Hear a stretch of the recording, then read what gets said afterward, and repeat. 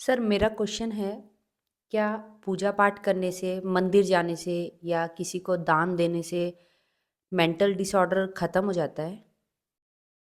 मंदिर जाने से, दान देने से थोड़ी शांति तो मिल सकती है, लेकिन मेंटल डिसऑर्डर खत्म हो जाता है ऐसा नहीं देखा गया है। कई कल्चर में क्या होता है, देवी देवताओं का बड़ा पूजा की जाती है, कोई भी ना डिसऑर्डर हो पूजा चालू हो जाती है उनकी। लेकिन फाइनली मैं देखता हूँ आते हो हमारे पास ही हैं पूजा वूजा करवाने के बाद भी। और पूजाएं भी उनकी इस तरीके की है कि कई कई लाख रुपए वो खर्च कर देते हैं, लेकिन ट्रीटमेंट नहीं होता है। क्योंकि जो उसकी वजह है उसे हटाना बहुत जरूरी है।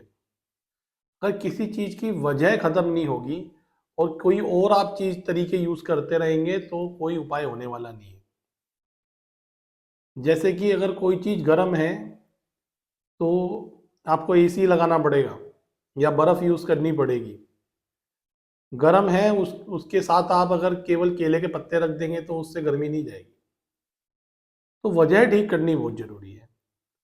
और वजह इसकी जो होती है मेंटल डिसऑर्डर की, कई बार तो न्यूरोट्रांसमीटर गड़बड़ी के कारण देखा जाता है।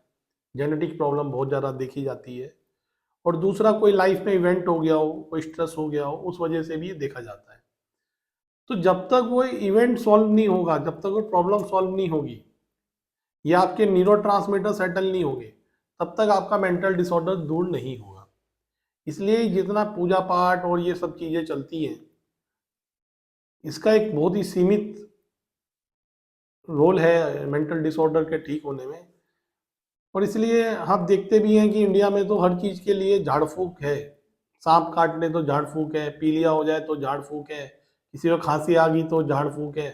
तो जब झाड़ फूक के थ्रू ही सब चल रहा है तो उससे बड़ा क्या बात हो सकती है। मतलब ऐसे ही कोई जादू चल रहे हैं, लेकिन बहुत ज़्यादा मानते हैं लोग। जी। सर एक प्रॉब्लम होती है जिसमें व्यक्ति अपने आप से बड़बड़ाता है, खुद से बातें करता है, खुद में हँसता है, खुद में ही रोता है।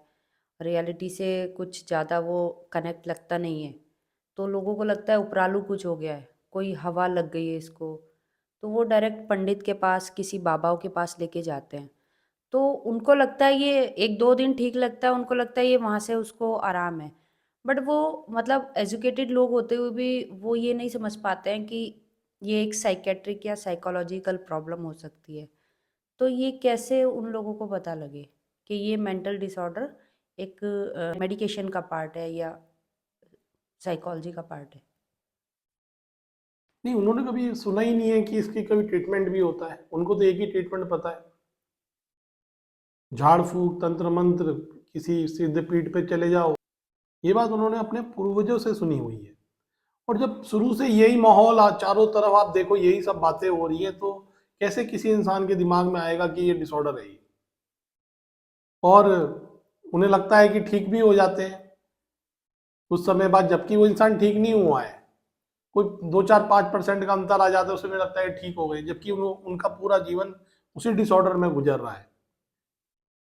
तो जब बिल्कुल अति हो जाती है तब ये कई बार लोग किसी डॉक्टर को, किसी साइकेट्रिस्ट को, साइकोलॉजिस्ट को सर्च करते हैं।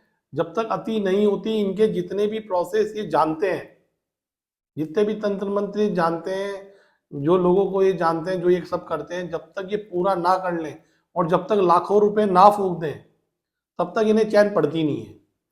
इंडिया का सारा पैसा गरीबी क्यों है? गरीबी का सबसे बड़ी वजह यही है, ऐसी चीजों में ही पैसा फूक रखा है।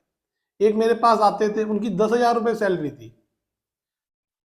वो किसी ये पहाड़ की साइड के लोग थे, तो वहां पे पूजा पाठ बहुत ज्यादा होती है। आप देखिए 2 लाख रुपए खर्च कर दिए उन्होंने, 10% कर्जे पे लिए। 2 लाख रुपए, 20,000 रुपये महीना और 10,000 रुपये सैलरी। और उसके बाद भी जो वो पेशेंट था वो ठीक नहीं हुआ। तो ये सब इंडिया में चल रहा है, ये अंधविश्वास। तो पहले नंबर पे साइकेट्रिस्ट, साइकोलॉजिस्ट के पास जाओ, उसके बाद जाते रहो जहां जाना है। इसके बिना तो नुकसान ही हो रहा है इसमें। Thank you sir.